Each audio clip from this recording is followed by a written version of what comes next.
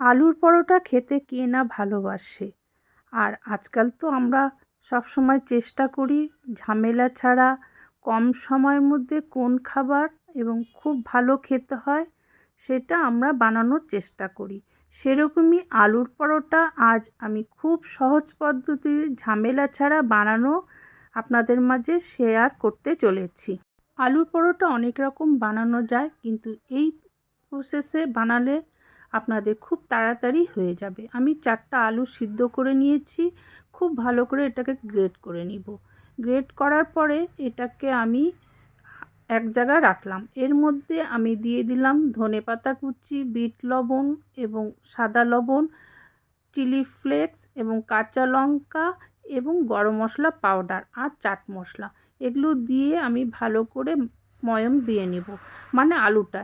তার আগে আমি দিয়ে দিলাম 5 চামচ রিফাইন তেল, মানে সাদা তেল।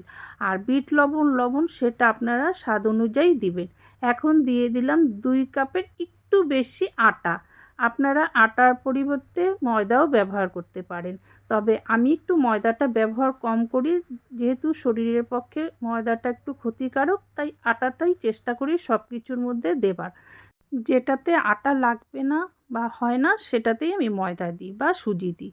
এগুলো দিয়ে খুব ভালো করে একদম হাতে জোর দিয়ে মেখে নিতে হবে।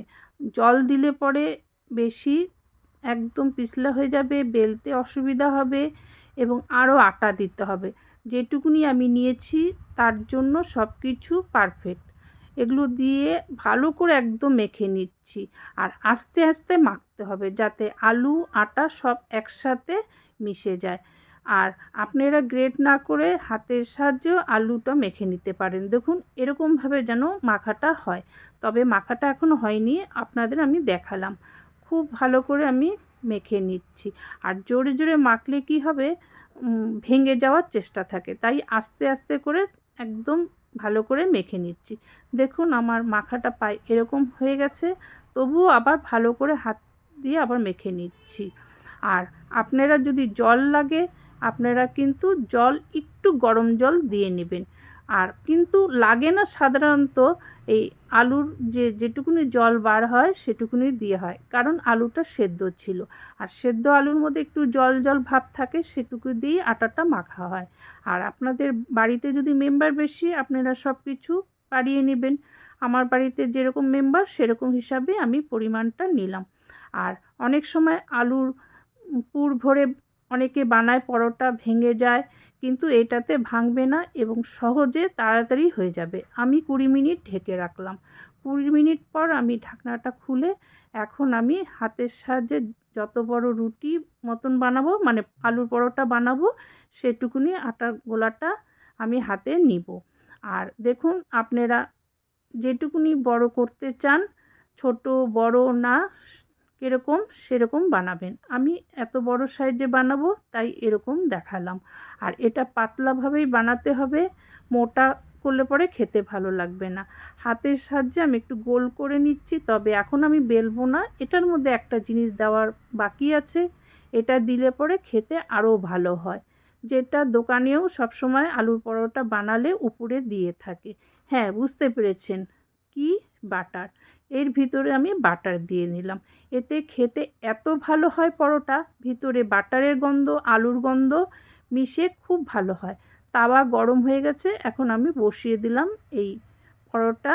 আপনারা পরোটার মতন আকৃতিও বানাতে পারেন বা গোল বানান, তবে আলু পরোটা সাধারণত গোলভাবেই বানানো হয়। এটা আমি রুটির মতন ভেজে নিব। আগে আমি রিফাইন তেল বা বাটার দিব না। আর আপনারা সাদা তেলেও বানাতে পারেন, বাটার দিয়েও বানাতে পারবেন। আমি এটা পুরো বাটার দিয়েই বানাবো, যেহেতু খেতে ভালো হয় বাটার দিয়ে। আর যারা বাটার দিয়ে বানাচ্ছেন না, সাদা তেল দিয়ে বানাচ্ছেন, খেতে কিন্তু খারাপ হবে না, খেতে সেরকমই টেস্ট হবে। বাটারের গন্ধ শীতকালে খেতে ভালো লাগে। সামান্য বাটার দিতে হবে। এখন আমি বাটার দিয়ে ভালো করে এটাকে এপাশ ওপাশ করে ভেজে নিচ্ছি, যাতে বাটারটা সব পরোটার মধ্যে লেগে যায়। আর বাটারটা দিলে হয় কি, যখন আপনি খাবেন পরে বাটার দিতে হবে না, কারণ দোকানে আলুর পরোটার মধ্যে বাটার দিয়ে থাকে উপর থেকে। তার জন্য একবারেই আমি দিয়ে নিলাম, ভালো লাগবে খেতে। দেখুন একটা আমার পরোটা হয়ে গেছে, তার গায়ে যে বাটারটা লাগানো সেটা অন্য পরোটার মধ্যে লেগে যায় সেরকমভাবে আমি ভেজে নিচ্ছি, যাতে এক ফোঁটা বাটারটা দেখা না যায় এবং গায়ে না লেগে থাকে। কারণ বাটার অনেকেই পছন্দ করে না, যারা পছন্দ করে না তারা সাদা তেল দিয়ে বানাবেন। আমার একটা পরোটা হয়ে গেছে, এখন পরেরটা আমি ভেজে নিচ্ছি। এরকম করে করে সবগুলো আমি ভেজে নিচ্ছি। আপনারা কি এরকমভাবে বানিয়ে খেয়েছেন বা বানাবেন? তাহলে ভিডিওটা পুরো দেখে আপনারা শিখে নিচ্ছেন এবং বানিয়ে নেবেন। আর যারা লাইক এখনও দেননি, লাইকটা এক্ষুনি প্লিজ দিয়ে নিন। দেখুন পরপর আমি ভেজে নিচ্ছি। তাহলে বন্ধুরা কেমন লাগলো কমেন্ট করতে ভুলবেন না। আর যারা ইউটিউব চ্যানেল থেকে প্রথমবার ভিডিও দেখেছেন, পরবর্তীতে আরও দেখতে চান, তাহলে সাবস্ক্রাইব করে বেল বটন অন করে দিবেন।